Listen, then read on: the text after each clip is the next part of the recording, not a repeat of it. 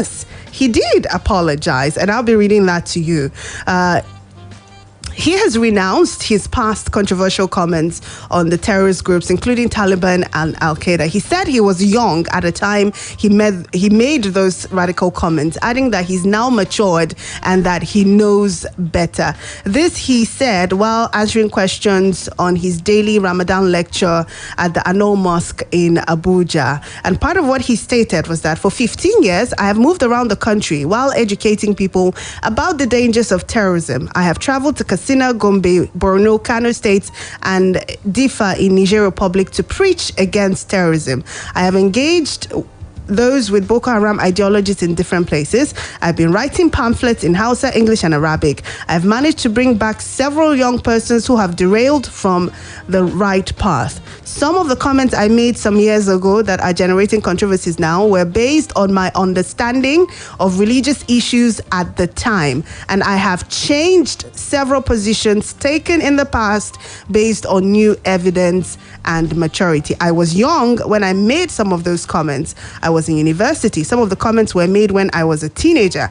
I started preaching when I was 13. Many scholars and individuals did not understand some of the international events and therefore took some positions based on their understanding. Some have come to change their positions later. So this is the minister here, renouncing some of his comments and positions concerning Al-Qaeda and the Taliban in the past. But people like the PDP and certain other civil society groups are insisting that this is not enough. You know, they're saying that it doesn't quite matter that he has renounced those comments, that he should be sacked and investigated. But then again, when you look at it, a lot of people have fingered the DSS and even the National Assembly in this. They say that for a person who has such a touchy history, things like this should have come up when he was being screened and considered for minister, not at this time. There are some other people for whom their biggest concern is the fact that this is a minister who oversees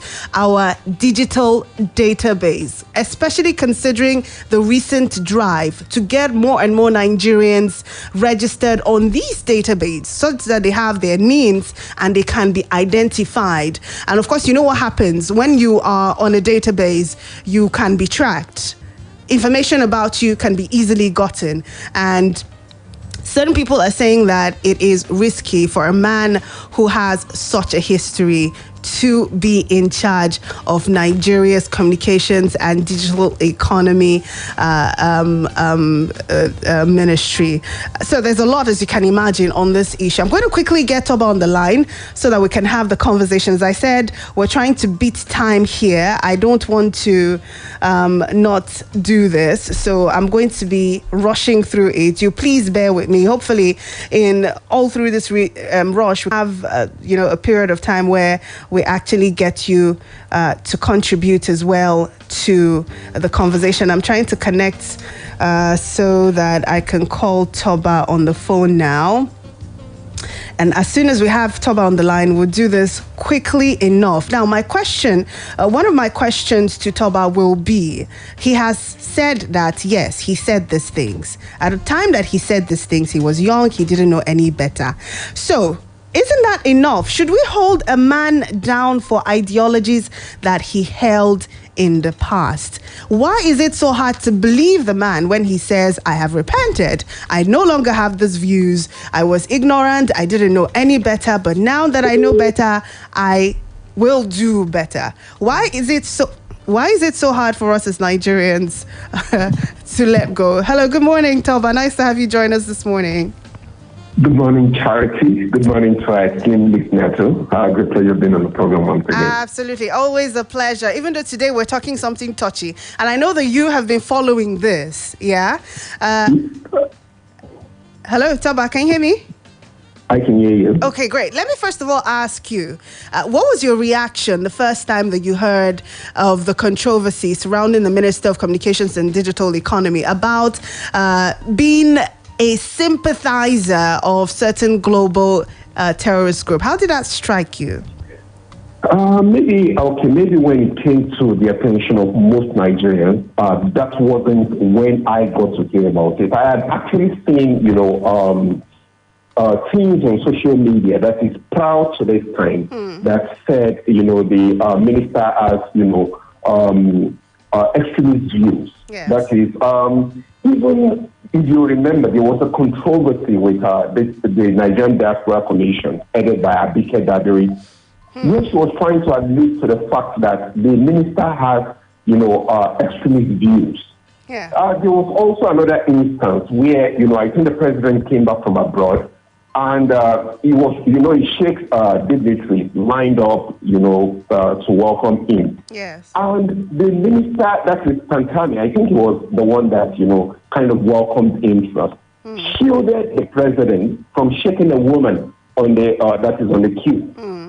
That, those things were already pointers. So when I saw the news that, okay, the minister may be on, that is a no-fly list, that is for the USA, that is that they don't want someone or that is on a terror watch list. I was like, okay, maybe this is in character. No, that is actually false, Toba. That news of him being on the watch list cannot be verified as at this moment. So it can't be verified. Yes. As in, it's not that it is false at this point in time. We just don't know whether it's true or not. There is no evidence pointing to it being true, yes. We are not going to have any evidence. That is, the USA doesn't publish. So, and even the person who is on a list like that may not even know. Because that is, you are not informed. It is only when you try to travel, that is when they say, no, we're not granting you entry.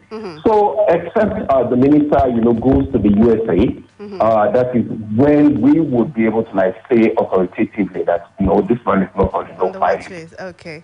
And there have been some concerns about his past activities with the ATBU University. I'm sure you've heard about that. What can you tell us what you know concerning his complicity in the death of a certain student at the university way back in 2004? Let me also, put this, let me say it's an allegation. Okay. It's an allegation at this point in time. But the allegation states that while he was the chief imam of the that's the Abdul University, that is the Abubakar Baliwa University in Bauchi, that he was the chief imam of the mosque, that certain Christian students went on an evangelism outreach. And some of the tracts they distributed, that by the time he cited it, he said they contained blasphemous comments about, her. So he, I think on his instigation, that is allegedly on his instigation, students rioted. That is, and I think that eventually led to the death of one of the students. The boy's name is Sunday Achi. I was said to be a 400 level student of the university at that point. And it seems the school was shocked. That the school was shut down after the riot. That is, and if you look at, there's a WikiLeaks entry that specifically mentions the fact that it was thrown out of two mosques. That is in ACBU and another mosque in Gombe. Who was? Is that Pantami? Mr. Pantami, yeah. Okay. For its incendiary rhetoric. Okay.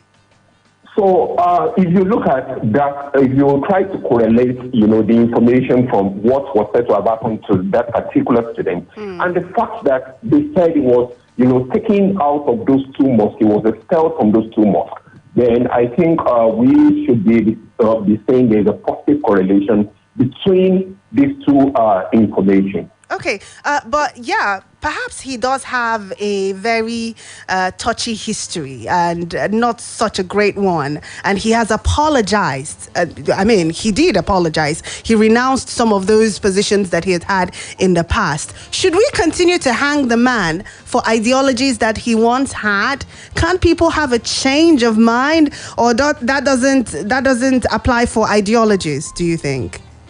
You see, you can have a change of heart.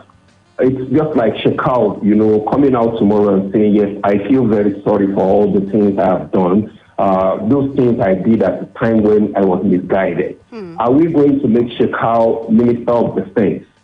Okay, I see. Are we going to make him a governor because he now feels very sorry for the things he has done in the past? We don't know how far maybe some of the views expressed by Sheikh Pantami when he claimed to be ignorant. We don't know how far it has damaged this country. We don't know the people who got radicalized, from his teaching. We don't know people who died, maybe from some of the things that were instigated by the things they said.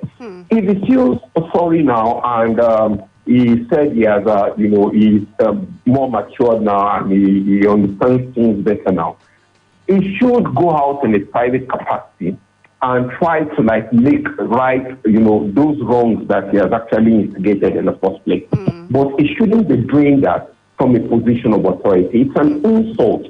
That is to those who may misled and to those who may have been victims. That is from the things he actually did as a day. It's an insult. Seeing him in a ministerial position now, it just means that okay, you can do as much evil as you can. That is previously, and then one day you come out and say, yes, I am a changed person now, and then society rewards you. It shouldn't be like that. Okay, all right, we're wrapping up now. Toba, tell me, do you think that information is at risk? Are you part of those people who believe that with him at the helms of affairs in the Ministry of Communications and Digital Economy, that we stand a certain kind of threat of having our database compromised into the hands of terrorist big players like Al-Qaeda and the Taliban? You see, the thing is that he said he has, repented, that he no longer, that he doesn't have those views again. But you see, we can only take what he says at face value. We don't know what is still in his mind. We don't know how fully sorry he is for those things. We don't really know whether he has actually, performed those ideas. So, and they said it is better to be safe than to be sorry. So I think we have competent Nigerians who can actually handle that place without the baggage of, extremist history. Okay. So I don't think we should have someone like that, handling our data. People may not feel comfortable or may not feel safe with it, and we shouldn't blame them. All right. Toba, thank you so much. And apologies for having rushed this. This was not the way I thought it would go. But thank you as always for doing justice to this nonetheless. Appreciate it. All right, Toba Ifalade there. We have to take a commercial break. When we're back, I'll take a few of your calls and then we'll be switching gears, talking about cleft palates. Don't go away. If you don't know the transfer news, you might tell your friends your team has the top striker. What are you talking about? If you tell your friends your team has the top striker, they might loudly disagree. If they loudly disagree, the whole viewing center might get involved. If the whole viewing center gets involved, you might lose the argument. If you lose the argument, you might kick the floor in frustration. Before things get out of hand, settle it with Google Search. Get the latest football news, live scores, transfers, probabilities, and so much more on your Google app. Since I switched to Mamador 100% pure cooking oil, family meal times have been so rewarding. You see, Mamador 100% pure cooking oil is cholesterol-free and contains omega-6 and 9, proven to keep heart healthy. Not only that, it also makes my food taste delicious. You sure know how to take care of my stomach. And your heart, especially. Switch to Mamador and enjoy healthy and tasty meals. Mamador is tested and approved by the Nigerian Heart Foundation. Cook with Mamador. Your heart will thank you. Wait till you dey wait for. You no need to stress at all, at all. Say but don't take for us. Make we jolly they go. Even small picking, mommy, daddy, better life for you. Oya bruku tutu komaro. Sisi eko abeg no dey slow. Tiny bank better life bro. 30,000 worth of gift for 50 people every week. No dey sit down for your seat. Grab the opportunity. Send it better life promo. Send it bank account. Send it better life promo. Minimum of 5,000 naira. Send it better life promo. Request send it debit card. Send it better life. For more information, visit www.zenithbank.com/betterlife. Zenith Bank, in your best interest. we have come to the end of the cooking competition. World famous chef Big Shot will decide the best food. Wow, he has finished the food. So, who will he crown winner? And it's a tie, ladies and gentlemen. All the chefs have been declared winners. Woo! Ladies, what's your secret? No matter where you come from or your taste, you can make great meals every time with Onga, the seasoning of Niger. Now made with locally sourced soya for more nutritional benefits. Onga, Mama's helping hand. Hello, good afternoon. How may I help you, please? Yes, I would like to buy data to watch plenty videos. You know now, music, sports, in short, everything on YouTube. What is your budget, sir? As low as possible. Well, how does 50 naira for an hour sound? 50 naira for 1 hour? Ha! Talk true! Yes, with Glow YouTube plan, you can stream all your favorite YouTube videos for as low as 50 naira. Hey, what do I do? Simply dial *777# to get started. Get the super affordable YouTube time-based plans from Glow and start feasting on your favorite YouTube videos for as low as 50 naira for 1 hour during the day and 50 naira for 5 hours at night. Dial *777#. Select data, select social bundle, and select YouTube to choose the Glow YouTube plan that's just right for you. Glow Unlimited.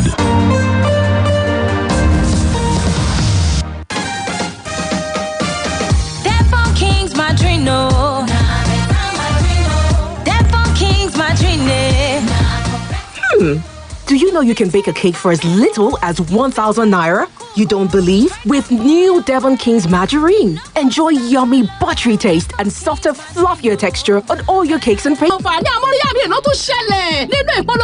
Samsung lákòókò Easter yìí o. Ra èyíkéyìí nínú àwọn S21 series wa kó o lè gba káàdì owó ìrajà sílẹ̀ èyí tó tó 45,000 naira. Gbọ̀hún ìdáàbòbò fóònù rẹ bó o ti ń rà nínú àwọn àṣàyàn Samsung Galaxy A72, A52 àti A32 wa. Bẹ́ẹ̀ bu owó tó tó bí 25,000 naira padà nínú owó A71, A51 àti A31 pẹ̀lú 3,000 naira owó ìpè lórí àwọn àṣàyàn ẹ̀rọ Samsung Galaxy tó o bá rà. Àǹfààní yìí ṣì ń bẹ títí tọ́jọ́ ó fi tán lẹ̀. Ìlànà àti àjọsọ ń bẹ o. Bẹ́ẹ̀ni o, Panadol Extra náà ni Panadol Extra. Ó tún ti ń bẹ báyìí nínú ìdè kékeré oníkápẹ́lẹ̀tì mẹ́rin láàdọ́ta náírà péré. Panadol Extra kan náà ni Panadol Extra mú tura bẹ́ẹ̀ fọ́rí, ìrora ẹ̀yìn, ìrora oríkèé, ìrora nǹkan oṣù àti ìrora eyín. Tí ìbá ṣe Panadol, kò lè jẹ́ bí Panadol. Táyì padà ò bá. Padi say na your team get correct top striker. What are you talking about? If you tell your padi say na your team get correct top striker, dem fit shout dey follow you argue. No way. If dem shout dey follow you argue, everybody for viewing centre fit shook mouth for the matter. If dem shook mouth for the matter, you fit fall your hand for the matter. If you fall your hand for the matter, you fit kick bench as you dey vex. Abeg, before you enter yawa, settle the matter with Google search. Get the latest football news, live scores, transfers, probabilities, and anything wey concern football with your Google app.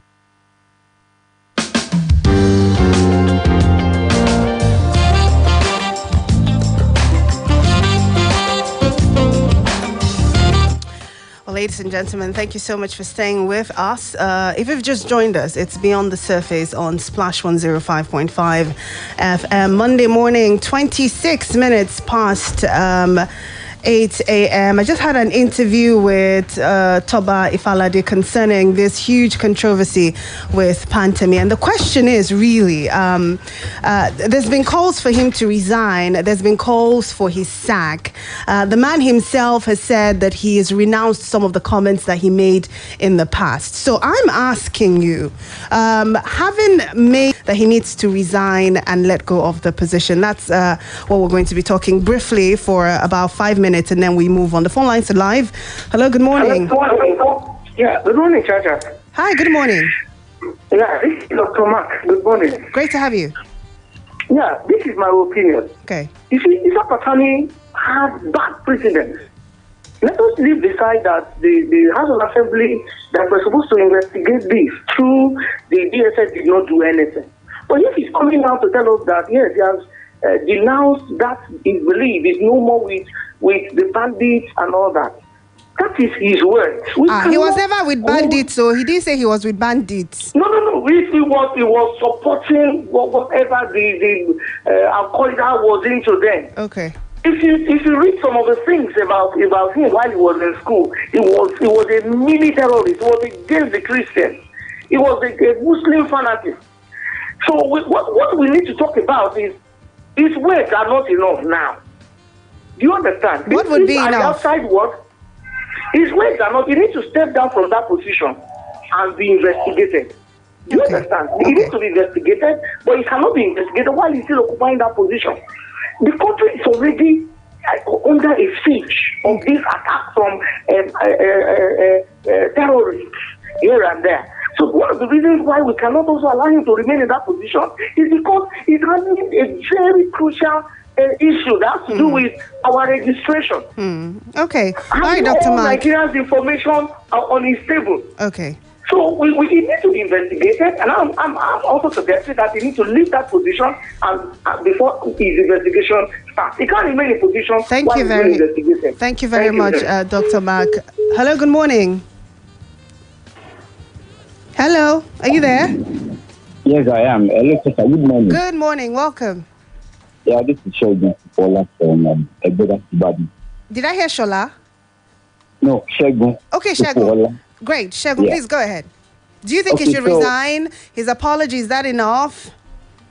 No, I don't think so. I don't think so at all. Okay. And I'll just give you an analogy. So water is water. Okay. You put it on ground, it's cool. You put it on fire, it's hot. You put it in freezer, it becomes ice. It's still water. It depends on the condition you subject it to. Okay. So what was subjected to alternative for us to test is loyalty. Ideology is something that is deeply seated. I don't think he should be there. We are not safe between there. Whether we can forgive him, but we are not supposed to forget. All right. Thank you. Shegun, thank you very much. We can forgive, but we certainly aren't forgetting he should still resign. All right, so let's see who else. Good morning. Yeah, good morning, Tata. Hi, good morning. Sounds like Ahmed. Yeah, this is Ahmed Dombo. Please go ahead, Ahmed. Yeah, I think for me, the man holds the critical position, and federal government shouldn't toy with that position, because I don't believe this man has the thing of mind, because being an extreme is not really an easy thing, and for someone to think like that, maybe the mind should be fine and the mind should be investigated. That will be better for Nigeria. For now, the man is supposed to resign himself right now, but if he doesn't resign, definitely, I believe the reality is passing for now. Okay. Investigate the man. All right, Amen. Thank you very much. Before we wrap this up, let me quickly read an excerpt that Issa Pantami himself. I have never been invited anywhere to answer any question. And not only that, I have traveled to other places for Islamic lectures. I used to travel to Newcastle. The lecture is online and it is against extremism. I was in Leeds University for an Islamic lecture. It is available online. I was in Leicester for a lecture on good governance from Islamic perspective. Even this issue that we're talking about, based on our findings, preliminary investigation, many people are not happy with what have been doing. Linking national identification number with SIM, because it's a situation which will come that all the people using SIM to commit crime will not be able to do that. If they do that, government will be able to intercept them easily. So he's saying that he's getting a lot of criticism because people are not happy with the reforms he's bringing, and then this is just a good way to attack his personality. I'll take this final call and then I will move on. I already have my guests who will be talking to us on the cleft palate issue. So we're moving on to that conversation in just a bit. But I do want to wrap up with one phone call before we do that. Good morning. Hello, good morning, Jerome. Hi, good morning, Charles. Nice to have you. Yes, you see, we have a very bad precedent in this country. It happened in the time of the former Senate president when he was facing trial. And he was there occupying that exalted position. You see senators were falling up and down, lawyers were falling up and down. This thing is not portraying us well in the face of the international community. This man statement about somebody US is not just an ordinary country. Charles, it cannot be confirmed that the US made any comment concerning him. That is a non-verified information. That's all we're sticking to. We're sticking to what we have evidence for, which is the comments he has made in the past. We're not sticking to the watch list. We have it in the media now. Are you saying in the media? The story has been retracted. That's what I'm telling you, yes. By who? Retracted by who? By the newspaper that published it in the first place. Okay, what I'm saying now, even if an citizen, what he has done in the past, it does not guarantee him to occupy that position. Okay. So he should leave that place. We should not talk about suspension. Okay. He should leave the place so that more competent somebody and trusted individual can occupy that position. Okay. Thank you. All right, Charles. Thank you very much. Well, that's how we're going to leave that conversation. I know that this discussion will continue because until it gets to its head, we will continue to talk about it. But for now on this program, we have to move on. I said we would be having guests from the Smile Train who are here to talk to us about the cleft palate and issues around that. I'm being joined by Paul Lobi, who's the helpline officer, Nigeria Smile Train, and Victoria Awazie, Smile Train program manager, West Africa. It's totally nice to have you join us, madam and gentlemen. Good morning to you. Good morning. Okay, thank you.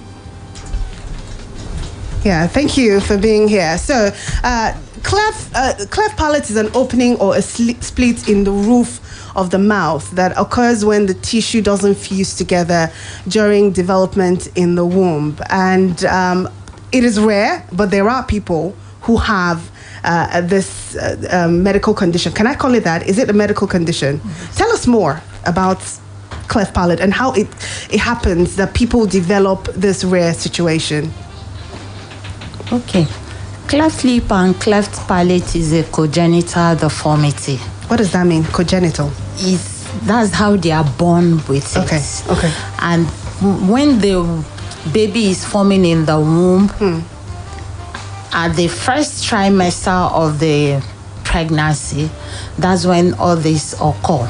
And when the child is born, the baby comes out with cleft lip and cleft palate. Is this as a result of something the mother does? What gets, I mean, what happens that causes that to happen while the baby is still in the womb?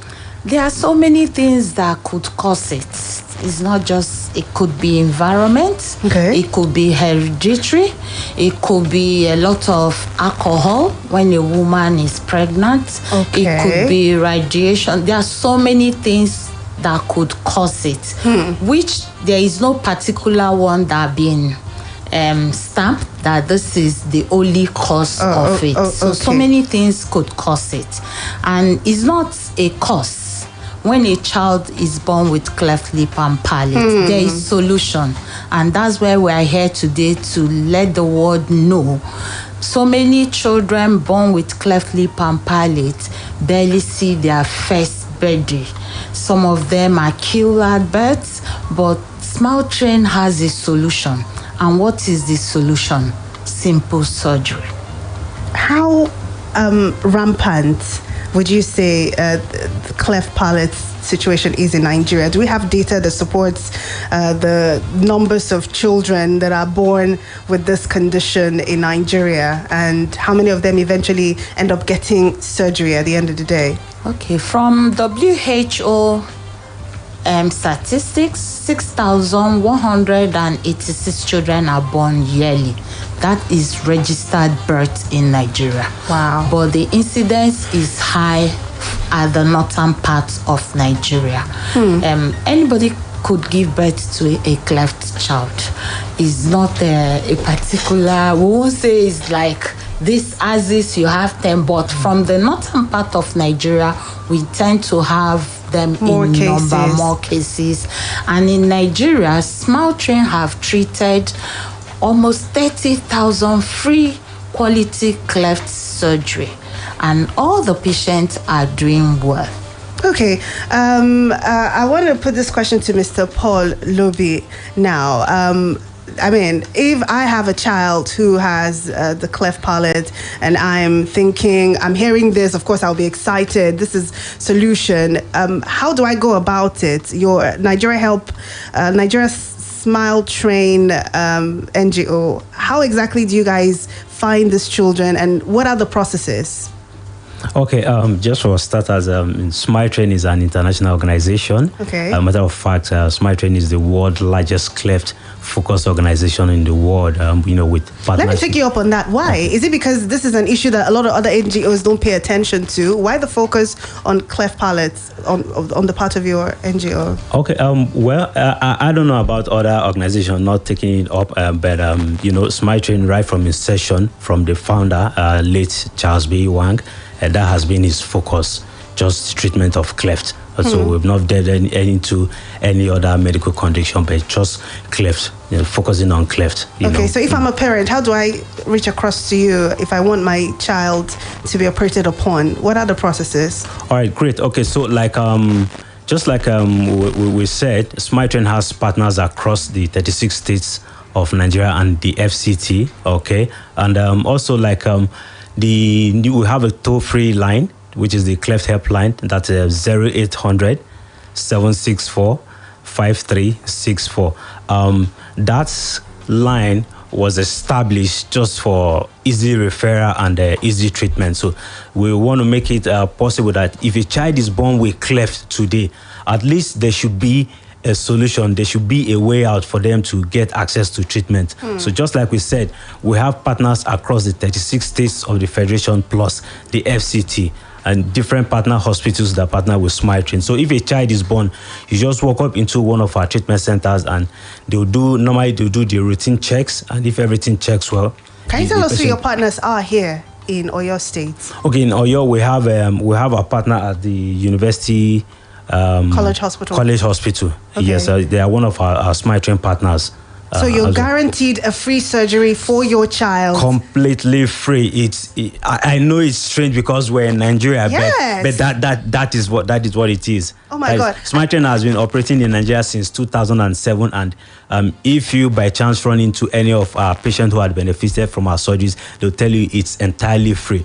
You walk up into the hospital, you don't pay for card, you don't pay for the drugs, you don't pay for the surgery, you don't even pay for your hospital stay, because everything has been provided 100% free by Smile Train. This is heartwarming information, and I know the people are going to take advantage of it. I'm looking at this post that I have here, babies before and after pictures. I mean, the difference is just...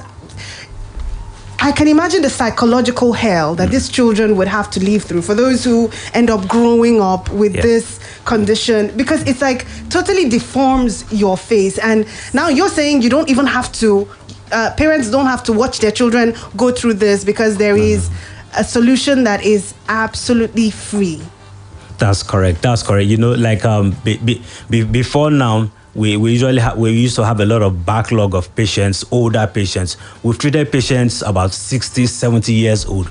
But we want to change the narrative. Just like you said, you can imagine the psychological trauma a person will have to live with this condition during old age. Some of them are denied jobs. Some of them can't get married. Their social life, economic life is stunted entirely. So now that is why we want to change that narrative, that a child does not have to undergo through that psychological trauma, right? So that if a child is born today, quickly we want them to have access to the nearest treatment hospital, so that they are treated at that early stage, so that they grow up without knowing that they have that condition, except their parents will want to tell them later in life that, this is how you will. At some point. Yeah. Now, I want you to describe, for parents who do not know what cleft palate is, can you describe what the condition looks like, so that a person maybe who is listening and doesn't know what palate is, by the description would know, and then know exactly the steps to take to get the child the solution. Madam Victoria. They will say the mouth is divided into two, and the roof of the mouth, inside the mouth, is open. That's the palate. The palate is open. When the child eats, the food doesn't settle directly into the stomach. It will have some discharges from the nose, from the ears, from the eyes. That is a patient with palate, hole in the mouth. The lip is divided. Some people will tell you, oh, that child with tear mouth. Oh, wow. So that's how they would describe it. The mouth is not a normal lip. It's not together. Once you see a patient with cleft lip, the first thing is, oh, what is this? You are scared because it's not a normal lip you see every now and then. Yeah. So that's the way you could identify. Now, just to reiterate, the process. I have a child. You said UCH, so I just go to UCH. Where do I go with my child? I have this child that has cleft palate, and I want to key into this that you're talking about. I want the processes to be as clear as possible. I go to UCH. Which office do I go to? How do I ask? Or do I call the helpline first before going? What are the steps for someone who is really interested in taking a step after listening to this interview? Okay, all right, great. You say that's why we're trying to push for the toll-free cleft helpline, right? Okay. Basically, it's just toll-free means nobody's going to charge you. Nobody's going to charge. When you call to that number, you can talk for as long as you want to talk, and you won't be charged. It's entirely free. Right, it's entirely free. And once again, the number is 0800-764-5364, right? So when you call that line, they will give you every resource, every information that you need, right? So you have to take the number again. Okay, 0800-764-5364. 0800 okay. 764-5364. Great. It's entirely free. Okay, so when you call the number, they will give you they'll give you directions. Yes, to access the nearest treatment center. Oh wow! I mean, we could also give you the number of the surgeon that does the surgery and the department.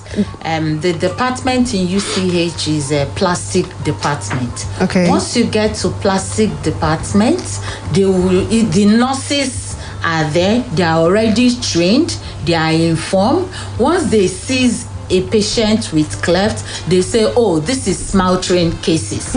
They quickly get the card, the form, and let them know that it's free. You are not paying anything. So when you are getting to UCH, you are not seeing the doctor immediately. You are seeing the nurses who will take you step to the by appropriate step. place. Yes. Many a times these children with cleft lip and palate are malnourished.